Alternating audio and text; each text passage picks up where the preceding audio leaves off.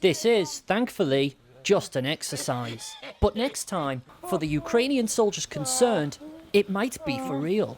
These recruits are just 2 weeks into their basic training. We're at a location somewhere in the north of England.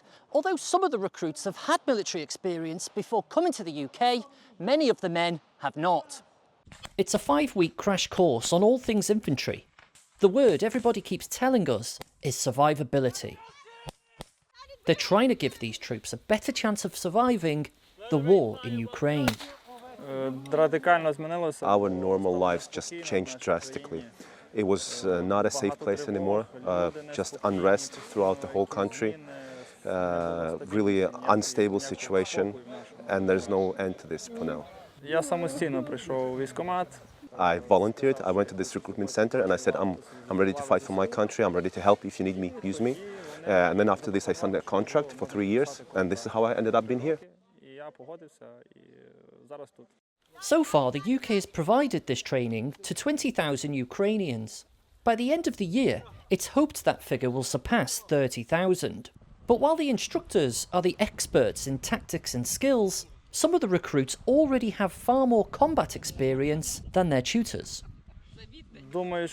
I think it wasn't that difficult for me because this transition was quite easy, mainly because I was really highly motivated to help my country. When your country is at war, when it's bleeding, when people are dying, everyone is really motivated to just try any way they can. So this is why that thing just pushes me forward, and I really want to help. So the training is really easy for me because I'm highly motivated. Forces News was invited to observe training for 2 days. We saw instruction that had a clear medical theme running throughout, with the recruits being taught how to extract casualties under fire and the essentials of battlefield medicine. There's a lot to take in, given the troops are only here for a little over a month. We've done some practical training first. We've been doing some practical training, some theoretical training first for a few last days. And here we were doing the practical part of it. So our job is just to get to the casualty. There was a casualty over there. We didn't know the scenario. Our job was just to get to the casualty, assess the situation, just to understand what the problem is. And then using the March protocol, the British March protocol, the NATO standard protocol, knowing all the skills and drills that we've learned so far, our job was to use them properly and to get to provide the right medical assistance for the casualty, basically stopping catastrophic bleedings, checking their airways, just to making sure that that person will survive.